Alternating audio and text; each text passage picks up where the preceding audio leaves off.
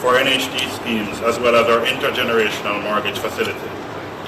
These are not just nice-sounding achievements. They are deliberate policy decisions which represent our conviction at the NHD to be a leader in the housing financing while providing a mix of housing options to fulfill the needs of our contributors. Our resolve is to empower Jamaicans through home ownership. It is indeed the best way to create a legacy, build generational wealth, and create a productive and more progressive society. So strong is our conviction that our mantra is not just to simply put a roof over your heads, but to ensure that we build communities that our contributors are proud to call home. On that note, let me again congratulate the new homeowners for joining this proud category of people called homeowners. Take good care of your new homes and play an active part in your Citizens Association so that you can contribute towards the building of a safe, peaceful, and thriving community. Finally, I want to thank all the stakeholders for the individual and collective roles that they have played in ensuring that this project was indeed a success. Your hard work and collaboration here at Industry Cove Manor demonstrates that together we can move Jamaicans forward through housing, one parish, one project, one household at a time. Thank you for your attention, and please do enjoy the rest of the day's proceedings. Thank you.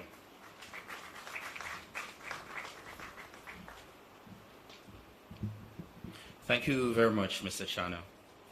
Now, Industry Cove Manor falls within the constituency of Hanover Western, and the Member of Parliament is Ms. Tamika Davis, a first-time Member of Parliament, so this is her first NHD project, so I know it's a very special one for her. So let's welcome MP Davis at this time to bring her greetings.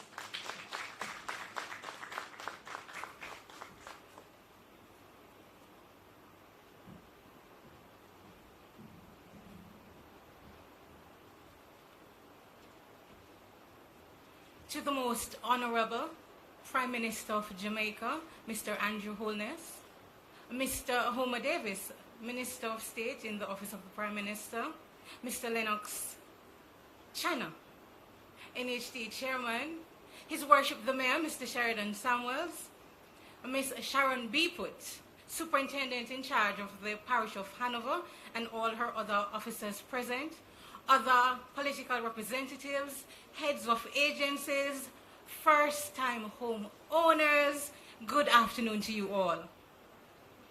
I am immensely honored to be here today.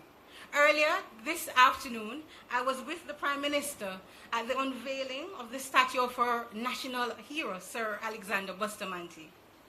Now, the life mission of that nation builder was to champion the workers' rights and economic opportunities for all. Equally, economic opportunities include the ability to purchase a home. Indeed, housing is a critical component of the 2030 Agenda for Sustainable Development and is a driver for achieving many of the Sustainable Development Goals. Adequate and affordable housing can lead to benefits in health, education, and economic opportunities. These benefits enhances the parish as a whole, and it reduces inequality and it builds resilience, not only against economic but also natural disasters. I therefore commend the NHD for the work that they are doing, and I'm heartened to be a part of this government where the Prime Minister has signaled his intention to focus on housing units for middle and low income earners.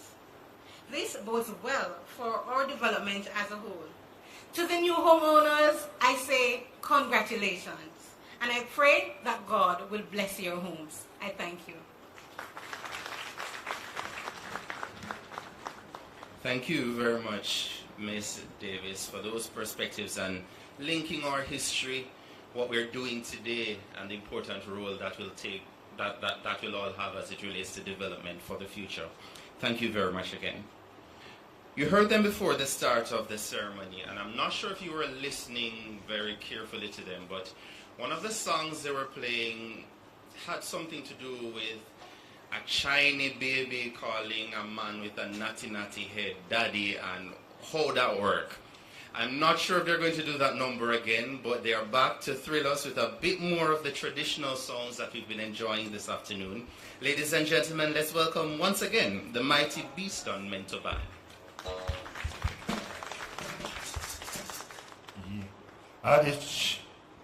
To most honorable Andrew, Michael, Holiness, and your team, we welcome you.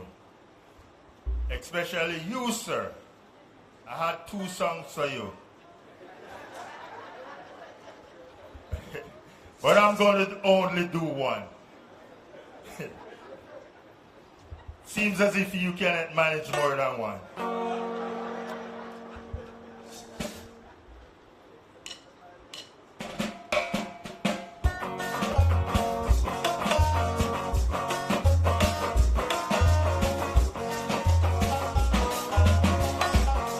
Yeah, man.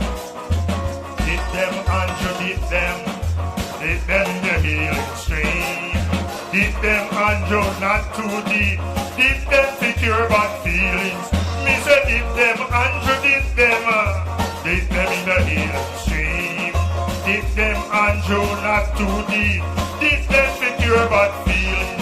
Some come from the east like a real Lego beast. Dip them in the healing stream. Some come from the west and I big up them chest. Dip them in the healing. Dip them, Andrew, dip them in the healing stream. Dip them, Andrew, not too deep. Dip them to cure bad feeling. Tell if you dip them, Andrew, dip them in the healing stream. Dip them, Andrew, not too deep. Dip them to cure bad feeling.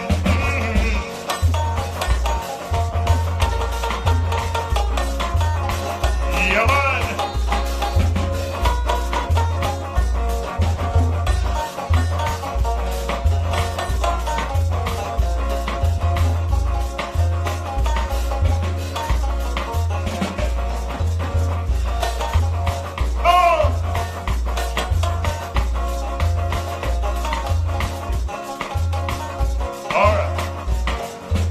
Been in this storm,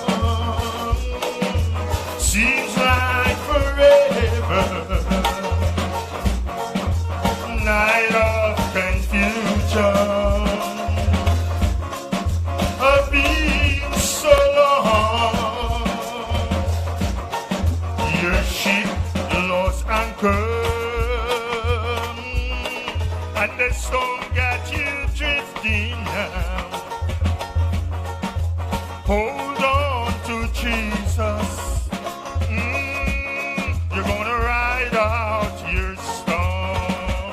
Everyone sing now. Ride out your storm. God is still with you. You're still listening to the Mentor Band.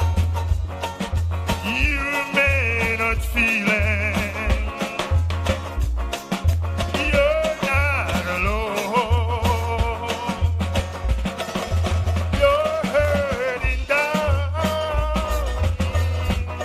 But your morning is coming. Hold on to Jesus. You're gonna ride out your storm. Play me love. Remember his promise. Said I'll never forsake you. Though the waters are troubled, they'll do you no harm. Don't give up your battle, for your answer is coming. Hold on to Jesus. You're gonna ride out your storm. Everyone sing now. Ride out.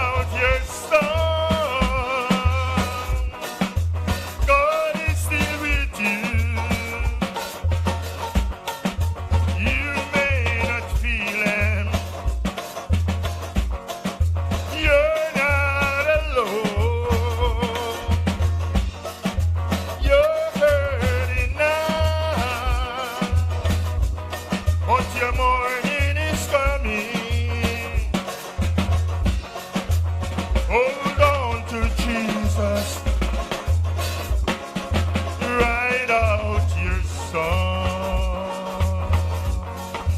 Hold on to Jesus. You're gonna write out your song. Hold on to Jesus.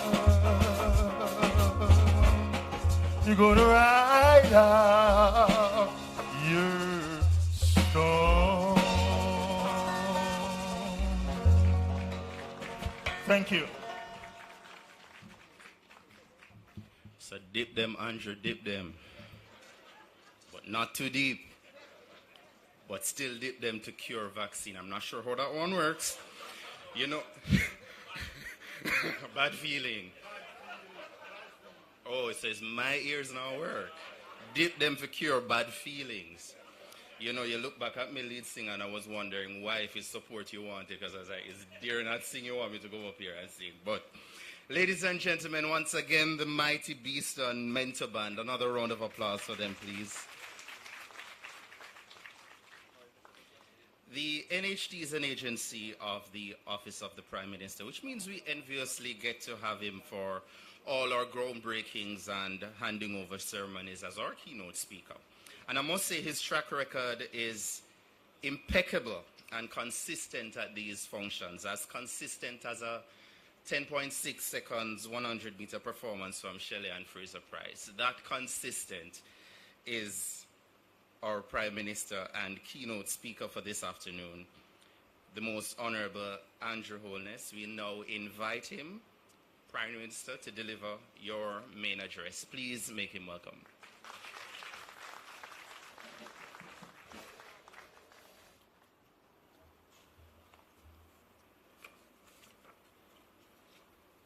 Thank you, Dwayne, for your mastery of the ceremony.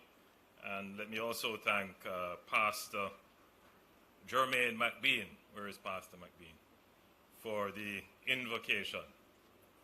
It's always good to see the young pastors emerging. Very good. We are here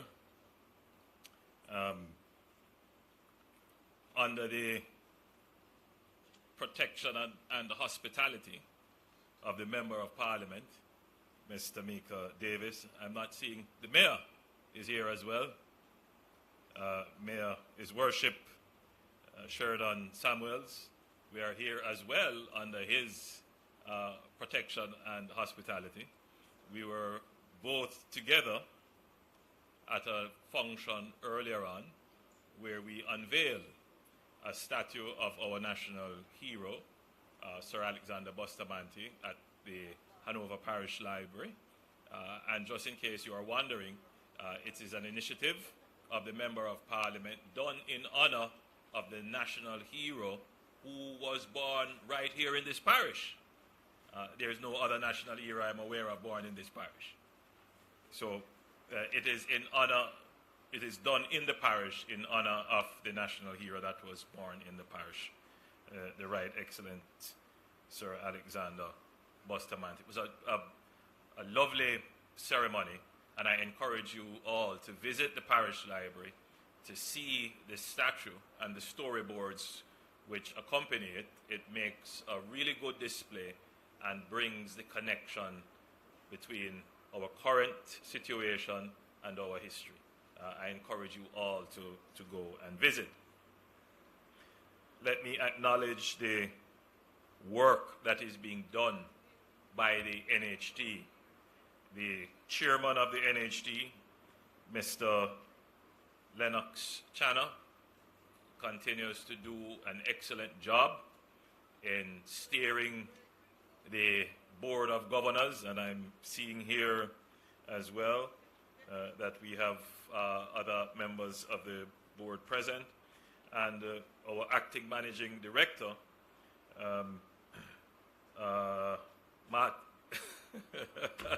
Donald.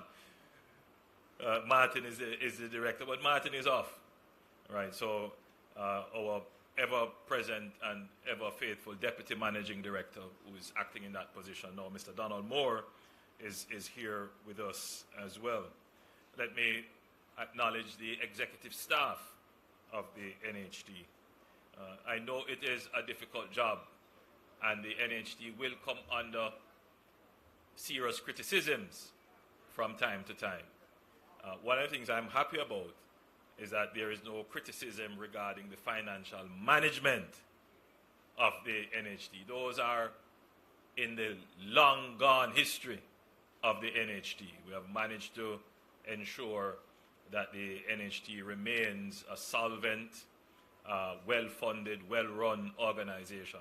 We have seen some recent criticisms, legitimately so I would suppose, about quality of workmanship and output. In construction, you're not going to escape that, and that is why at the handing over period, there is what is called a defects liability period. Because even the best laid construction plans, the best built plans, sometimes the earth shifts. That is just the reality. Cracks will happen. The issue is the responsiveness of the NHT and the other institutions to correct them.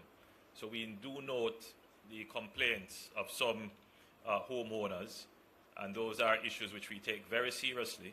And I know that the engineering department and the maintenance department of the NHT and the customer service department is being very responsive. I note them carefully myself, and from time to time, I don't bother the chairman with those issues. I call either the managing director or the deputy managing director to say, what is this? What is this I'm reading in the papers? Because apart from my job as Prime Minister, I'm also the Minister of Housing and the Minister with responsibility for the NHT, and I take that job very seriously, and I want to ensure that the people who are benefiting from these units can truly enjoy their units without defects. But ladies and gentlemen, it is a great pleasure to be with you this afternoon to participate in the handing over exercise for the Industry Cove development here in beautiful Hanover, and particularly right here in this very scenic location. Ladies and gentlemen, and for those listening to us in Media Land, if you could only see the blue waters of the Caribbean Sea. It is so calming, so inviting, so relaxing. Maybe I should consider getting a house here. This is a lovely place to have a home. So you can see that the NHT is, its offerings are quite diverse, from city dwelling to resort type dwelling.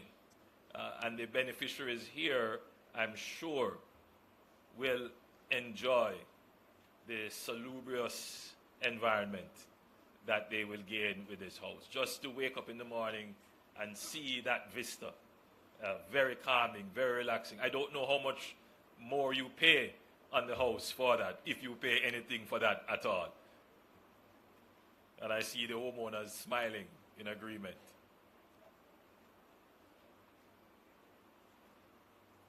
I'm always pleased to participate in these activities, as it is gratifying to see my fellow Jamaicans receive the opportunity to own their own homes.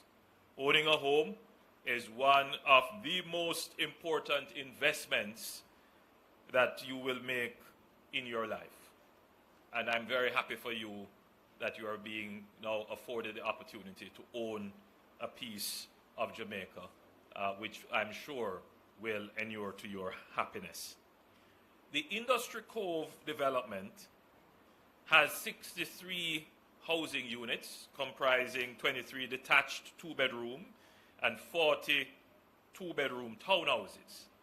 The development is situated on 12.5 acres of land and as I've said, in an aesthetically pleasing part of Hanover. In fact, the entire Hanover is aesthetically pleasing, but this is particularly aesthetically pleasing. The NHD received 591 applications for the 63 units. Can you imagine that?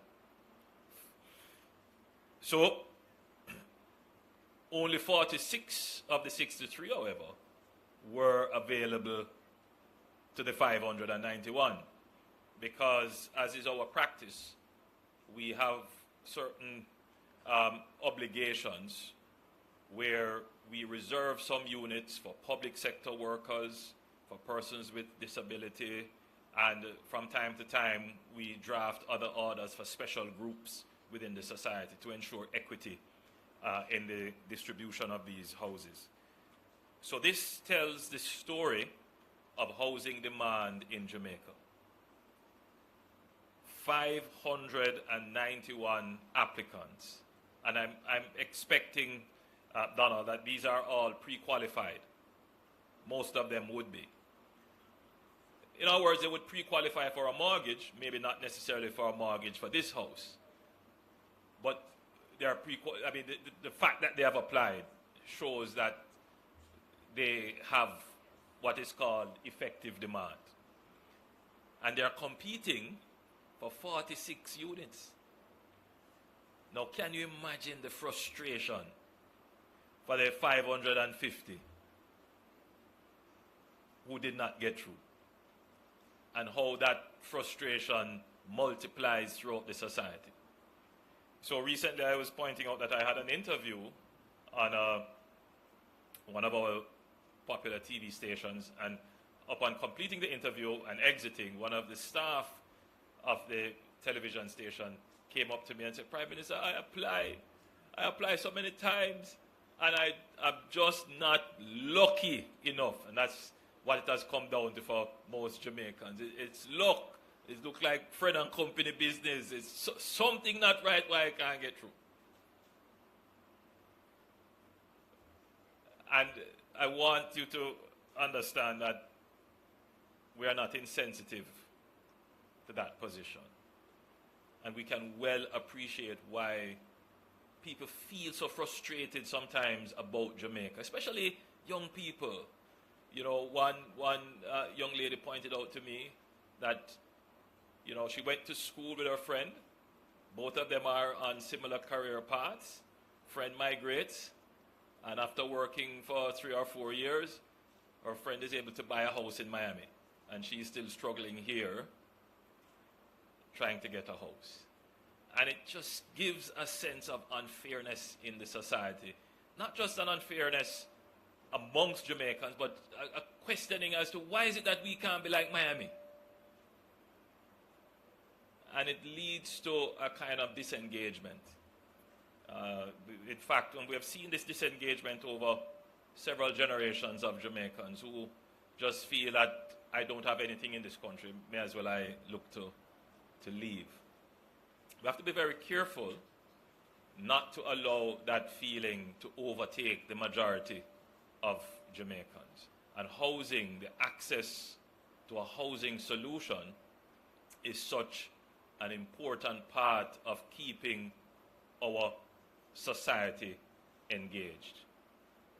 Now, if you think it's just a middle class problem, meaning a problem of persons who are earning middle income, are educated and have access to resources but simply can't get a house, if you were to look at it from a working class perspective, meaning people who are earning a low level of income or the lowest income earners who are not formally employed, and you hear their frustration as to, you know, what are the options for them to get a house. The only option for them oftentimes is to go and see a piece of land and go and squat on it. And I'm using the colloquial term squat, to illegally and irregularly settle land, because that's the only way they're going to get housing.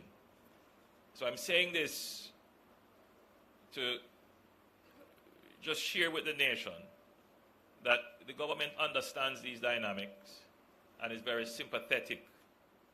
But it is not just for the government to be sympathetic and empathetic. Government has to do something about it. Right? That's why you elect the government to treat with these, significant challenges and problems. And by the way, this is not just a problem that has emerged last year or the year before. Sometimes the attention that is given to it in the press would suggest that this is just a recent problem. This is a problem that has been with us at least for the last 50 years. And when the problem is being defined in the public domain, there's very little attention paid to the efforts that are being made. When people are complaining about the housing situation and the articles and editorials are being written about it, nothing is said that since 2016 this government has more than tripled the number of housing solutions brought to the market through the NHT, the HAJ, and other efforts that we are making. Nothing is said of that. What is focused on is just purely the lack of housing solutions. Which is why the government went about in a deliberate way to say that we are going to build 70,000 new housing solutions. Bear in mind that in 2020, when we made the commitment, the opposition had said that they would build somewhere in the region of 150,000. The truth of the matter is that neither 70 or 150,000 housing solutions would be enough to solve the housing demand right away that we have. If you contemplate that we put on the market 40 units in Catherine Estates, which were at a price point of about $7 million. That's a sweet spot for the average Jamaican, somebody who is a mechanic or a nail technician or a household helper. That is a sweet spot because their mortgage would be somewhere, the interest rate on their mortgage is likely to be 0. But for those, 20 units that were put out, or 40 units, 20 units, 40 units rather, 20,000 applications came in for those 40 units. I want you to appreciate that. 20,000 applications came in for those 40 units. So the demand is huge. We acknowledge that the 70,000 is not enough, but we also have to pay attention to the absorptive capacity of the institutions to deliver the houses. So in the last 5 years, we have tripled the amount of houses. So we're moving from like 2,000 on average per year. We are now at about 6,000 on average per year. But you don't even feel the effect of it, except for those who have the keys to their own homes. No. So if we did 70,000 now, can you imagine the impact that that is going to have on the NHT and the HAJ? The NHT has stepped up to the plate and said, we are going to do 43,000 houses in the next 5 years. That is really going to stretch them. It's going to stretch the resources that we have. Even, people are of the view that the NHT has a massive store of resources. Even with the massive store of resources that you think the NHT has, it would not be able to do those 70,000 houses without stretching. And so, a promise to do 150,000 was just ridiculous. We just don't have the absorptive capacity to do it. So we are solving the issue of the financing and the management and the acquisition of land. But there's one other element to this. To undertake such a massive house building program, the government can't do it alone. The government needs the private sector to come on board. And I'm not now speaking about private sector money, because the private sector has resources and the private sector is quite competitive in dealing with a certain segment of the market, meaning the private sector is, building several thousand housing solutions every year, and they can't have a hand to sell them. They're all being sold. So there is capacity at a certain level and a certain price point of the housing market. The challenge is to get the private sector to participate in the affordable and low-income elements of the market, where the demand is. We have not been very successful in doing that. We have some private contractors who are coming on board, but we just don't have enough. So we have what we describe in Jamaica then to be a supply side issue. The demand is there, the demand is good, and we have the facilities for mortgages. What we don't have now is on the construction side of it, enough contractors. Now when we start to talk about having the contractors, it raises another issue, which I started off with in my presentation, the quality of work. So it's not just having the contractors, but it is having the contractors that can deliver the quality of work.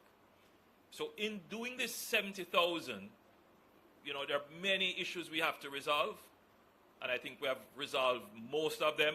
The one that we are working on now is to get the contractors in place. So I'm fairly confident that we have capacity here, that if we engage them properly and we start to set standards for our contractors, that we can get the level of work and the quality of work that would be required.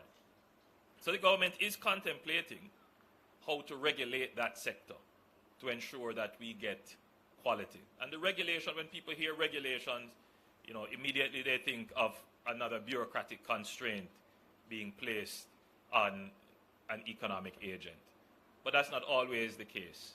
The government has to take a development and supportive role with our contractors. So our contractors need training, they need exposure, and they need standards to which they should adhere. Now there are some standards set by, for example, the NCC, the National Contracts Commission, and other entities, mostly related to financial and integrity issues. But I think we need to now pay close attention to actual output and quality issues if we're going to really meet this 70,000 housing solutions without having an article per day about the quality of the output. So I just thought that I would, as I'm speaking with homeowners here and a captive audience, kind of bring you into the conversation about what we're doing to solve the housing problem, and to say to you that the problem that you're seeing in front of you, it's not a simple one. And what can be presented to you, sometimes the picture can be very frustrating.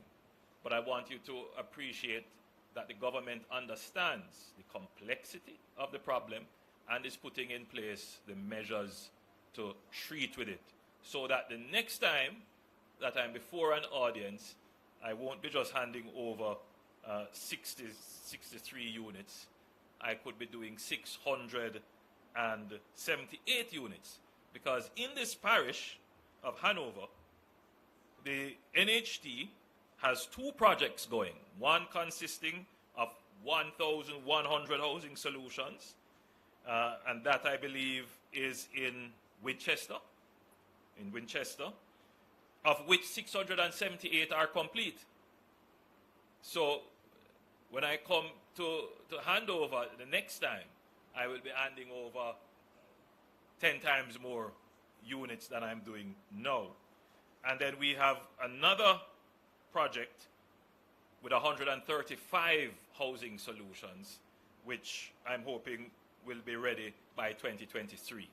So there are huge projects here for this parish, which will have an impact on the number of houses that we have promised.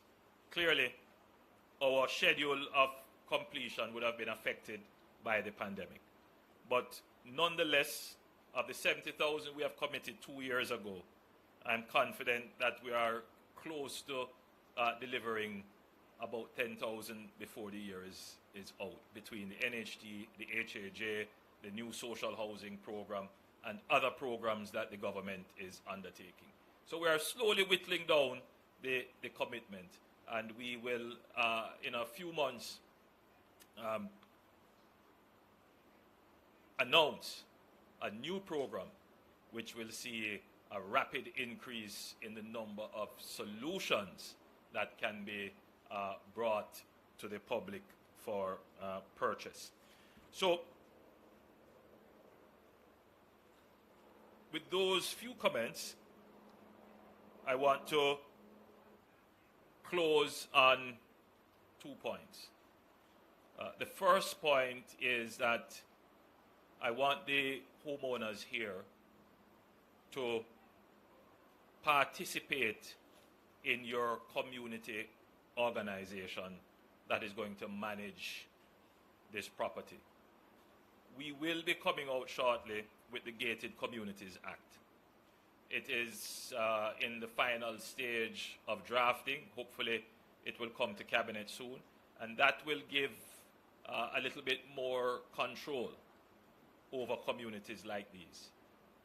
Communities like these, the value is only preserved if each homeowner preserves the value of their property.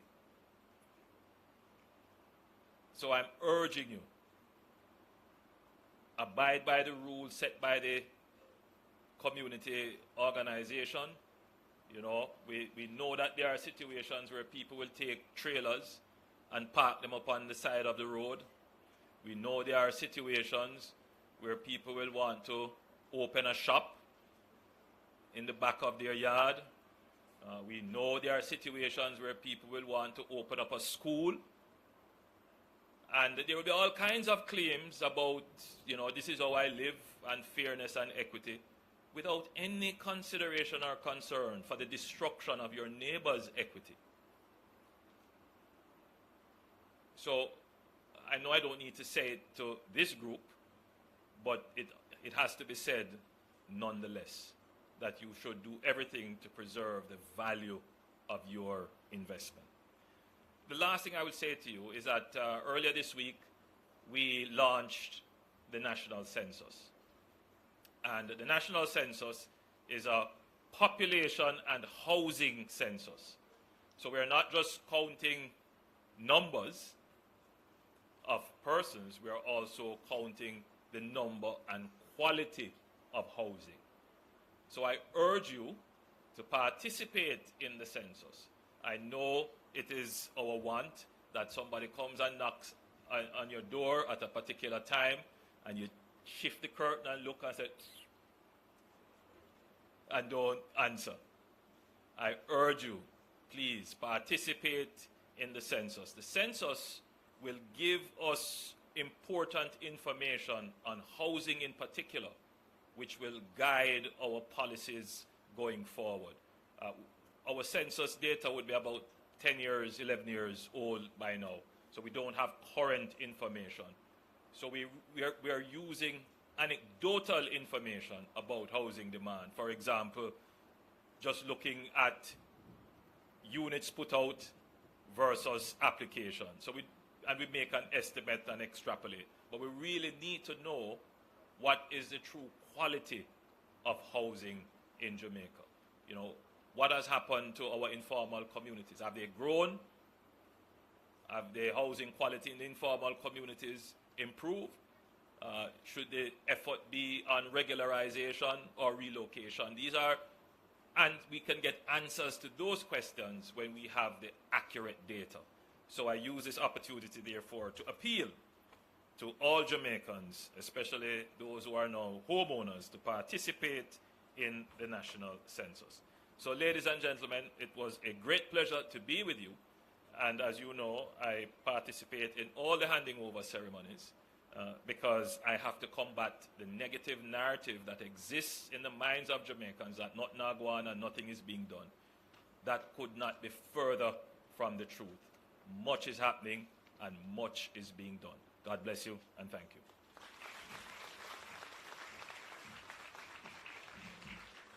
Thank you very much, Prime Minister Holness. Thank you firstly for that reminder to our homeowners that housing is indeed an investment and you need to do everything within your power and control. Indeed, it is all in your control to protect that investment. And thanks as well for those perspectives and most importantly, those data on what's happening as it relates to housing in Jamaica, housing demand, but most importantly, the responsiveness of institutions such as the NHT and the HHA to those demands. And we do hope that the private sector will indeed take up your call to action of not just participating in this business of housing in a greater way, but more so at the affordable market of the country. Thanks again. And we always are happy to have you at our handing over ceremonies. Now it's now time for the event, part of the event that we've all been waiting for, which is the actual handing over of the keys. Now to our homeowners, upon hearing your name, we ask that you will come forward and we'll have a set of persons who will be making presentations this afternoon. And Mr. Prime Minister, may I invite you back on to lead the presentations for us this afternoon. And in a bit, I'll invite Member of Parliament Davis, our chairman, the mayor, and of course, our acting managing director to also assist with the handing over of the keys. And we'll begin the presentations this afternoon with Sean Anderson.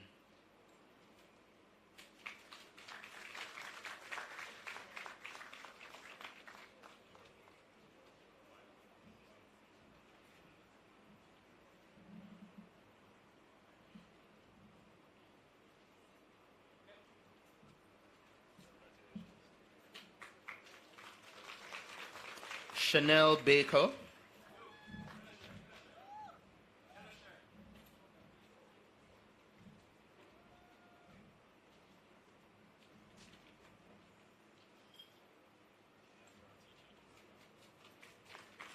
Shandia Barrett.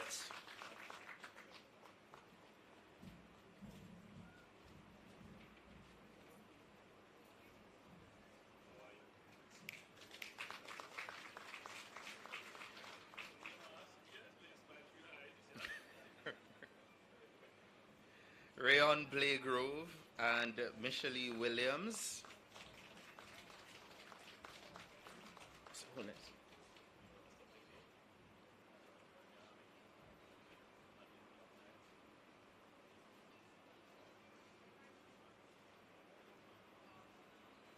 Rocoy Guthrie and Pauline Brown.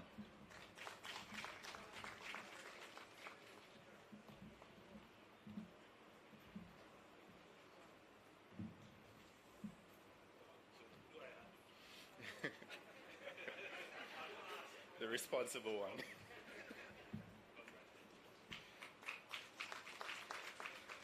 Nordia Matnish and Travoy Brown.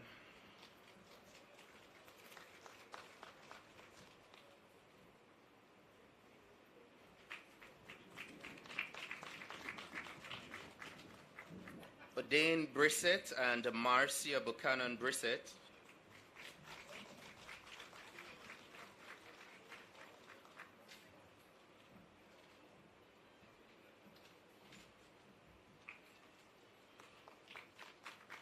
Shanjay Thorpe and Danica Campbell.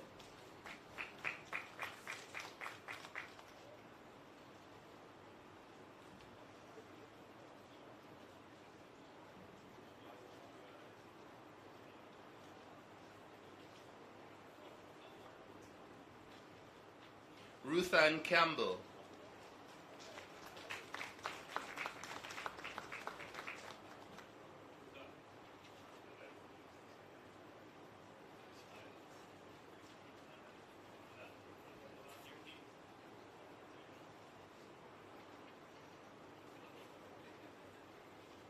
Kamar Royal and Shari Campbell.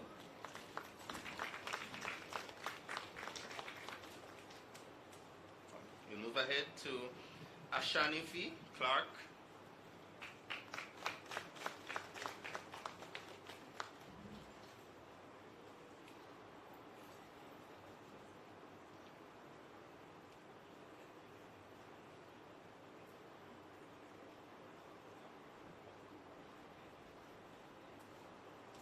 Camille Grant and Orette Coburn.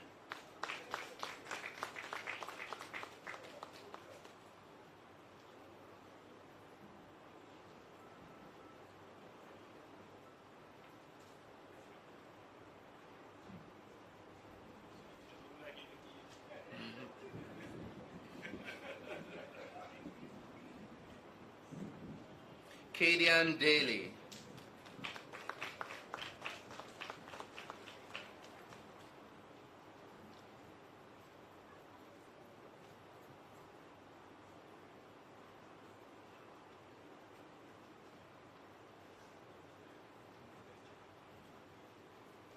Melanie Drummond Brown.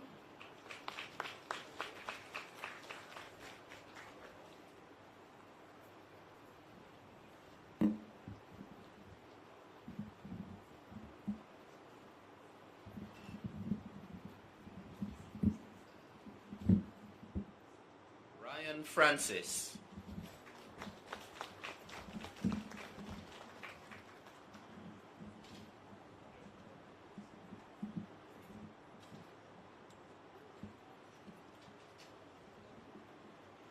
And we round off this first set of presentations with Damaine Simpson.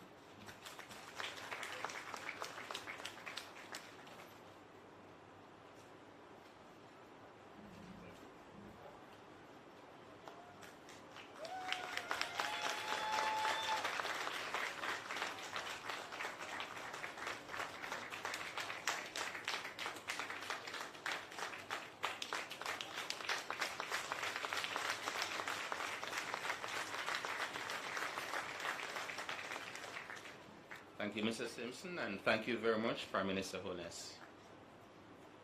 I'll now invite our Member of Parliament, Ms. Tamika Davis, to make the next set of presentations to our homeowners.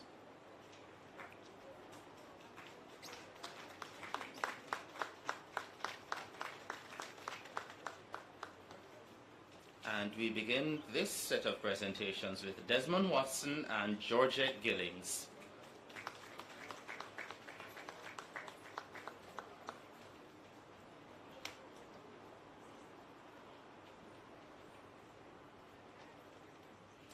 Elaine Givens.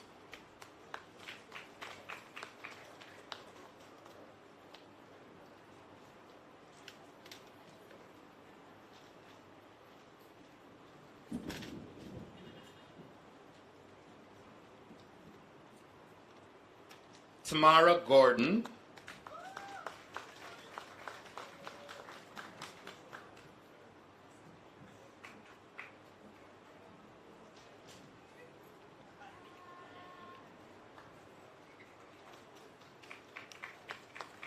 Nikisha Gray.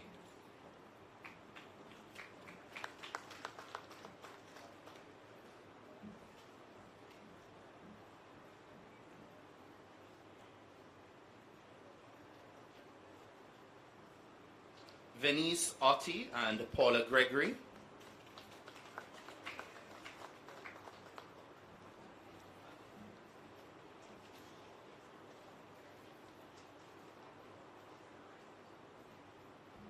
Aniska Lawrence.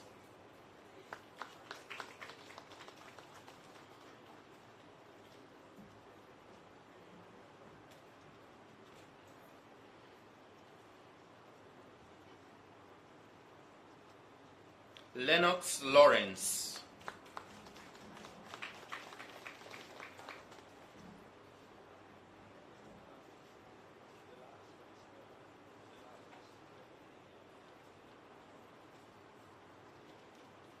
Ramoy Crawford and Anake Locke.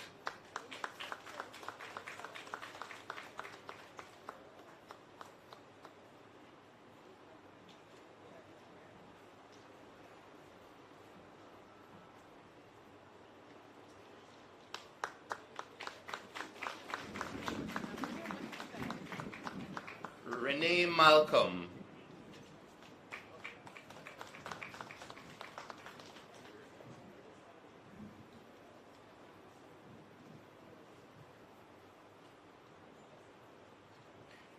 And we round out this set of beneficiaries with Kashima Martin.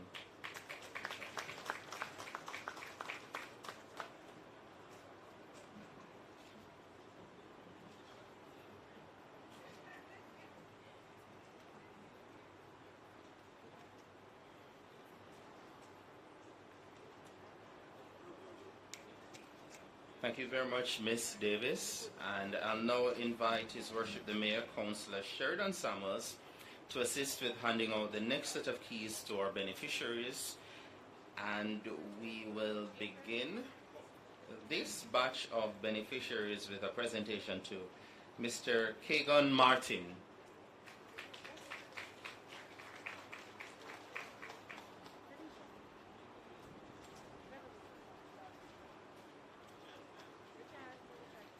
Ricardo May and Monique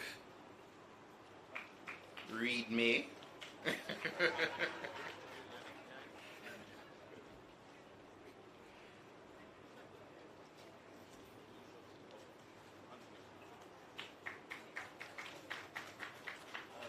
Adrian McCallum.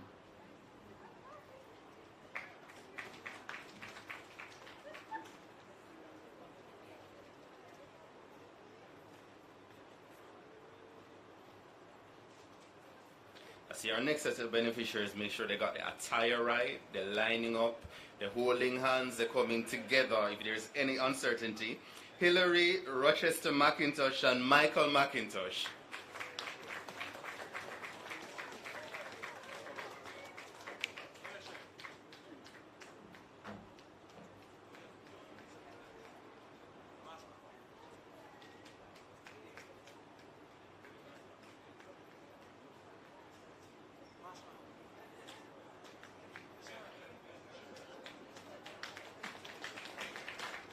Felicia McPherson.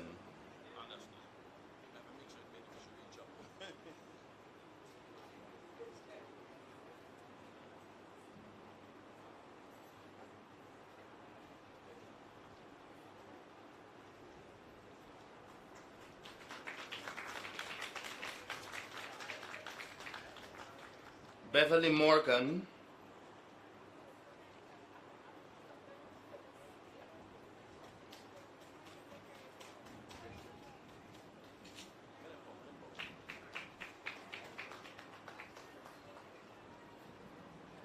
Richard Morris.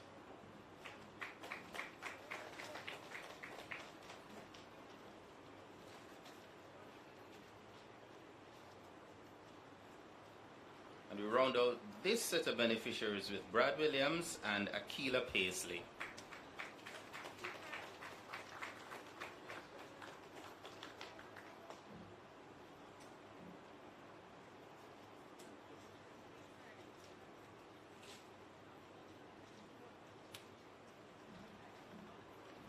Thank you very much, Your Worship. And may I now invite our chairman, Mr. Lennox Channer, to assist with the next set of presentations.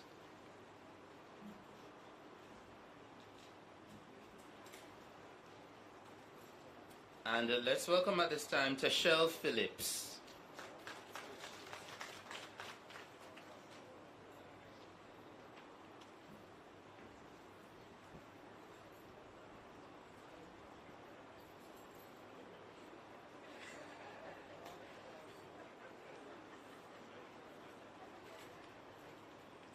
Let's also make welcome Nikisha Reed.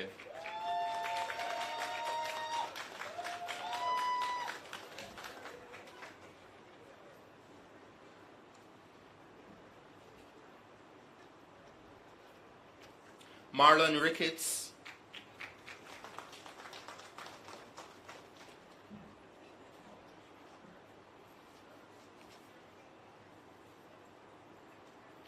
Kemar Rossi.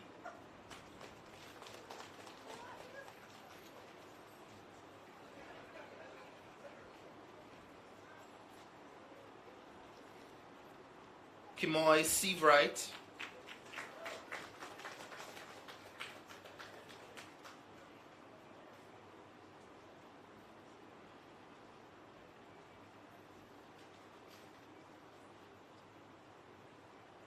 Mario Huey and Devon Shaw.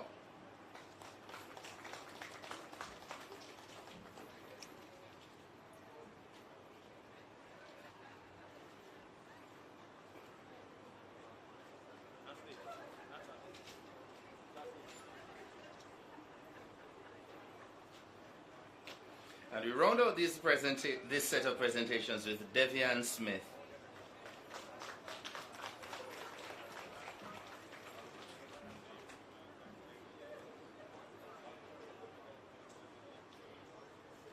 Thank you very much, Mr. Chano. And I'll now invite Mr. Donald Moore, our Acting Managing Director, to make the last set of presentations for us this afternoon.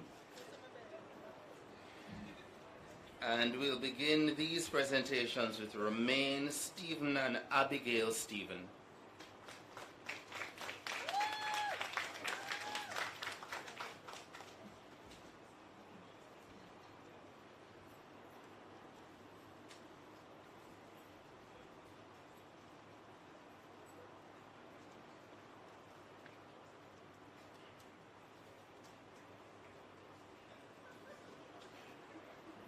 Sidania Sukra.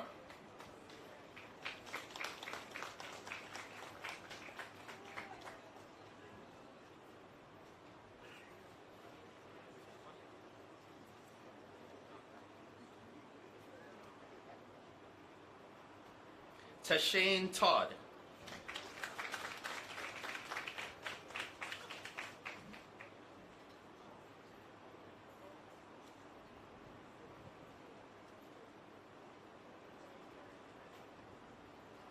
Danae Walker.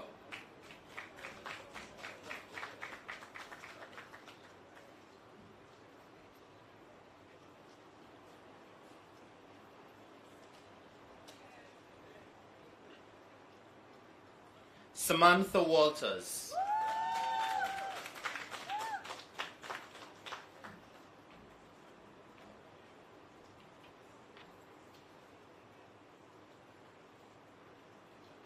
And our final beneficiary this afternoon is Mr. Gary Watson.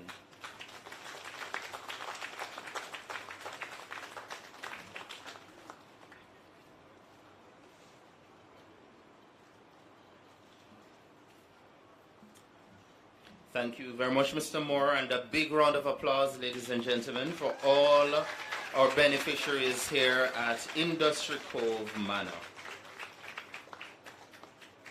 And now it's time to hear from the beneficiaries themselves, and I'll invite Mr. Sean Anderson. He's a new homeowner, first out the batch this afternoon, and we now invite him to move the vote of thanks on behalf of all the recipients of units here at Industry Cove Manor. Please make him welcome.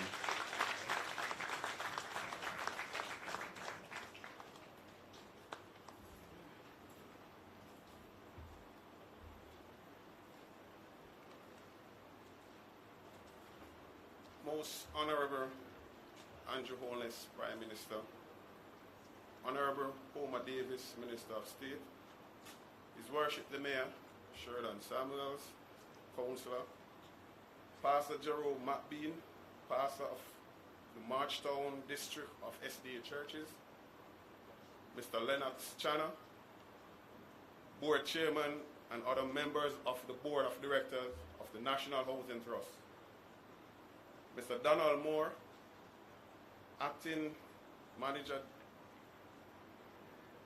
and other members of the management team and staff of the National Housing Trust, Mr. Dwayne Berbick, Chairman, members of the media, distinguished guests, fellow elated homeowners, good afternoon.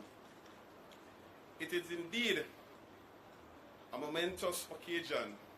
I agree with James Allen, who said, no duty is more urgent than that of returning thanks. And is it with great pride that I move the vote of thanks on behalf of my fellow homeowners. The Industry Cove Manor development is a significant milestone in our parish, as it is the first National Housing Trust development to be established in over 2 decades. You must know A lot of us had applied, not knowing our fate, just hoping to be selected. The day I saw my name published in the media was a day of jubilee. If I could tell you what I did, you thought it was a fire truck coming your way. Yes, the opportunity to own a piece of rock. It is also a significant milestone in our lives, for our families and our community. Certainly, it will open numerous doors of possibilities for social and economic development. Today, we receive houses and we will create homes and live here. The landscape of our lives will forever be changed because we are now home owners. We will have a permanent roof over our heads and the immovable structure which becomes a legacy for our children. It certainly makes us men and women. After all, we are turning our own keys. Today we say bye-bye to the landlord and hello, mortgage.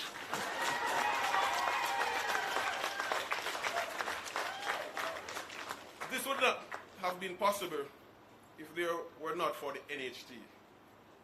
To the management and staff of the National Housing Trust, and by extension, the Prime Minister, I say a big thank you.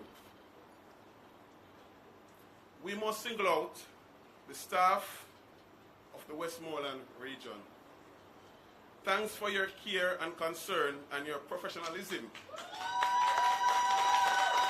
in dealing with anxious virgin home owners. On behalf of the beneficiaries of Industry Cove Manor, I extend gratitude to our key stakeholders for sharing our special day with us. The Most Honorable Andrew Holness, your presentation was an inspiration to us. You charge us to participate in community activities, and we will. To all our stakeholders, the novel insights, the reflection of past and present challenges and achievement, the profound words of encouragement that act as a charge for the vision for the future that we would like to create through sustainable housing solution and creative forms of entertainment are some of the most vivid highlights from your presentation. These presentations demonstrate the uniqueness of brand Hanover. Mr. Dwayne Berbick, our able chairman, you have done exceptionally well by opening today's proceeding on a contemplative and an exuberant note. Our audience was fully captivated and immersed into a real-time journey as we experience a smooth transition of each speaker's presentation and interlude. A hearty thank you to you. To the mighty Beeson Mentor Band. Your music added the joy to our hearts today. Our souls were really stirred. At this time, I would ask the Prime Minister if that's true. Thank you. Thanks to the stakeholders, the media, the event planner, various teams that make today possible. Thank you for all your active involvement and willingness to go above and beyond the call of duty. Your invaluable contribution have not been overlooked and is greatly appreciated.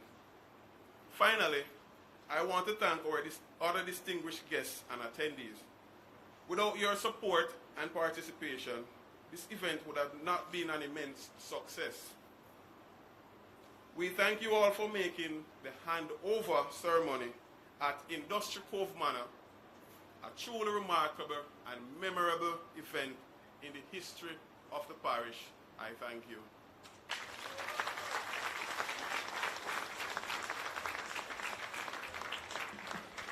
Thank you very much, Mr. Anderson. And I'll take from your remarks. Today we receive houses, but we will create homes. And bye-bye landlord, and hello mortgage. Thanks again for your vote of thanks this afternoon. And we are now just about at the end of today's ceremony. Just a few things left. The Prime Minister and the touring party will cut the ribbon to mark the opening of the scheme. And the touring party will include Prime Minister Holness, Member of Parliament Davis, Mr. Shanna, His Worship the Mayor, Acting Managing Director Mr. Moore, and Mr. Anderson will also ask you to join the touring party, and also Honorable Boma Davis as well. Thereafter, we will plant a tree to symbolize the vibrancy and sustainability of the community, and one of our beneficiaries, Marcia Buchanan Brissett, will plant the tree along with the Prime Minister after the tour. And as a special gift after the ceremony, we will also be handing over fruit trees to our new homeowners, and we encourage you to take them home, nurture them, until when you're moving in, of course, you will plant them where they truly belong, here at the Industry. So don't plant them at the landlord's house. Wait until you reach here to plant them. So it was my pleasure to have been your guide through today's proceedings. Big thank you to Edge Marketing and all our suppliers and staff who worked to make today possible. They have a busy, busy month, so I wanted to give them a big round of applause this afternoon. The construction and development team, the Hanover Service Center, the West Holland branch, the team in corporate communication and marketing, and all the NHD staff who work behind the scenes to make today smooth and a successful event.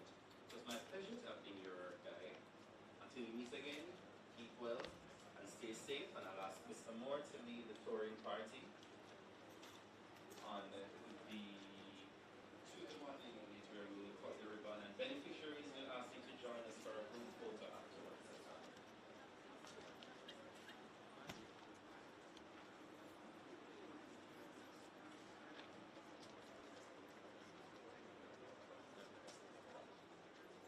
And a big thank you to our medical team as well. On standby, thankfully we didn't have to use them, but we always appreciate having you here with us, just in case.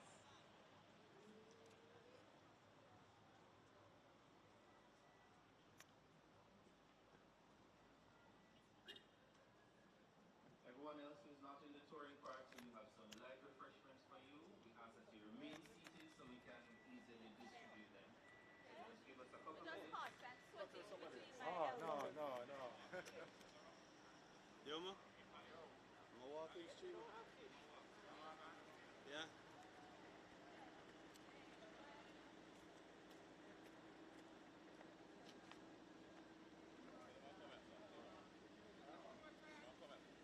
Alright, can walk. Everybody ever? Elena?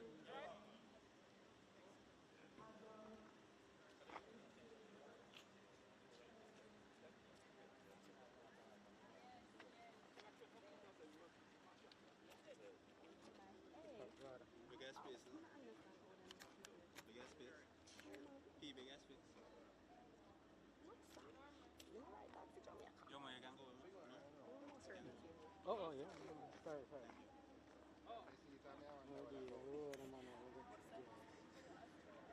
Anybody else in the Panama?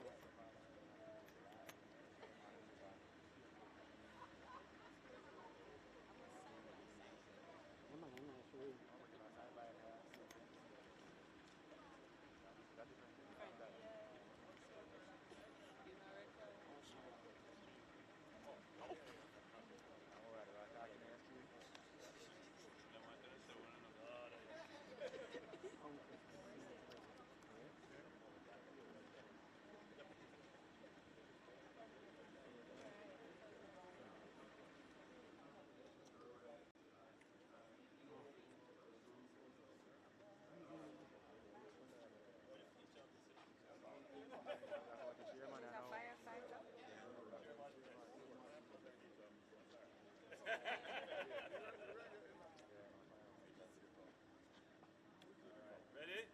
Yes, sir. 1 million. 1 million. There you go. Is that good? Winning?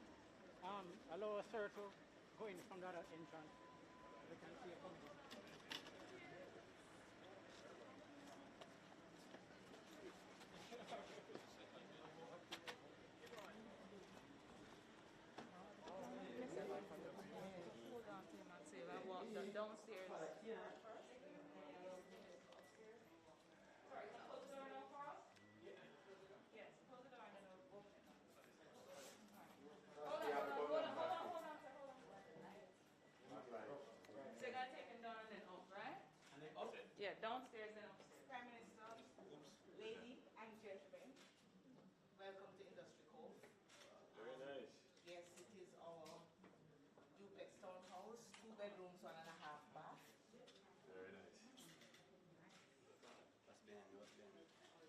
So this is your broom closet? Yes, that's the broom closet. This is it. Very big. And this is the powder room. And you actually have space for a powder room? Yes. Nice. Have what? Oh. Very nice. Cameron, come this side now. Cameron, come this side. Good talk, good talk. Anthony, come back, Anthony, come back. One thing you can say about these, they're well built. I mean, this beam is more than enough to carry whatever I'm on top. Anthony, come back, come back. It's really, really solid. Spacious for a two-bedroom.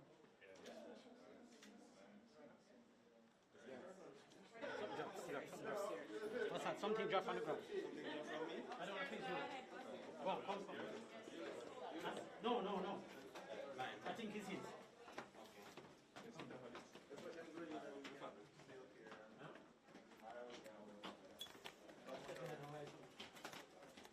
Kind of like this. Have to figure out how to put on the rail here. With hands over time. Yes, yes. Excuse me.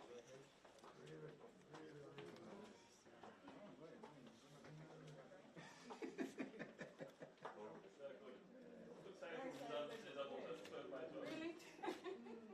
Or 10 by 12. Sorry, darling.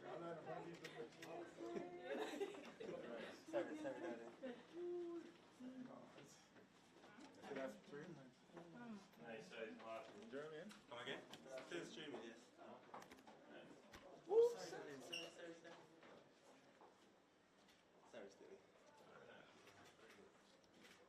And fairly high roofs as well. Yeah, so it's cool. And from here you have a lovely little view of the sea. Really nice. Really very nice. Same size. It's really nice. That's me again. Can plug it in?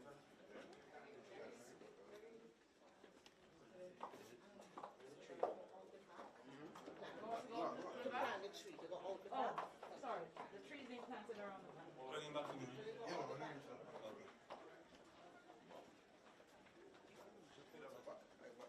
Let me have the bucket. Go on, reach out. I want the stream drop. Since agree?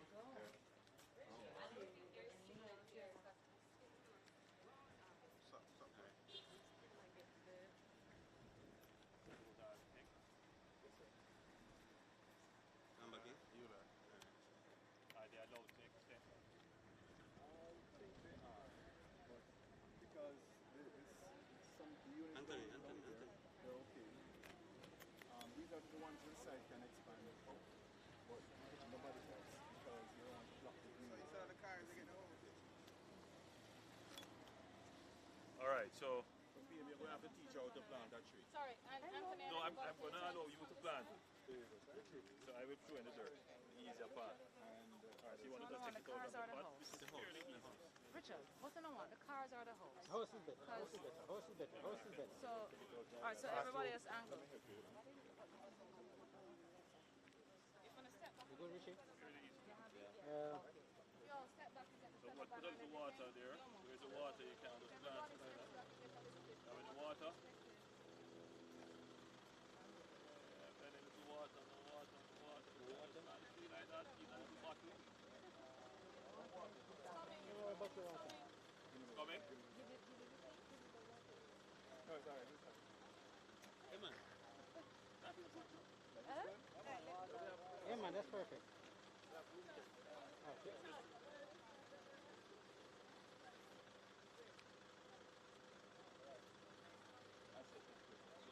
Very good.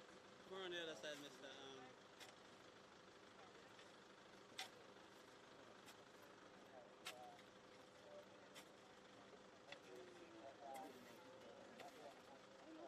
Mango. Yeah. Like East Indianish. What kind of mango is it? Julie? Look, East Indian. No. Just spray it quickly because it looks like it's on top. That's it. Can you take the bottle from her, please?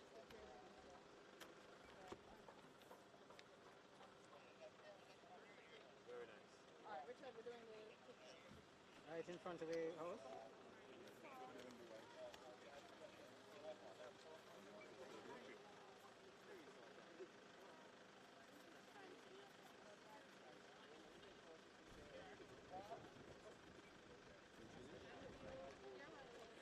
All right.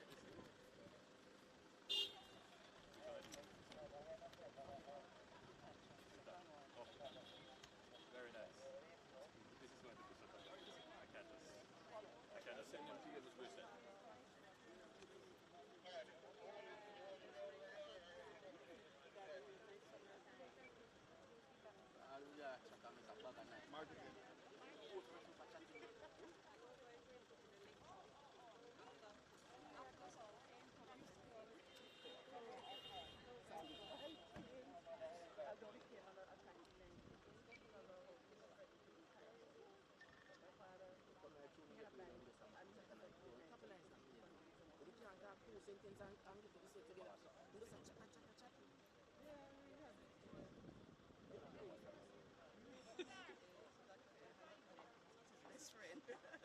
I'll tell you what I meant to.